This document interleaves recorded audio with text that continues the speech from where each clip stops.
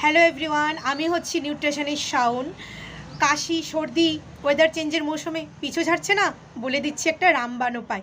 যদি মনে হয় আপনাদের কাশি কমার কত হয়ে যাচ্ছে, কমছে না, তাহলে আপনি সকালে একবার বিকালে একবার দুবার 2 চামচ চ্যবনপ্রাশ খান, ডাবর অথবা পতঞ্জলি কোনো ভালো কোম্পানির।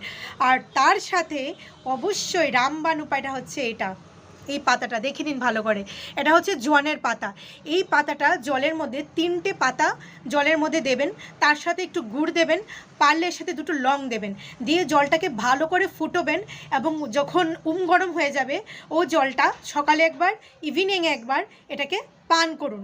যদি ছোট বাচ্চা হয় তাকেও আপনারা পান করাতে পারেন। এটা করলে কাশি কমবেই কমবে। এই যে পাতাটা আছে না, জোয়ানের পাতা, স্মেলটা জাস্ট অসাধারণ। এই পাতা কাশির জন্য রামবাণের কাজ করে।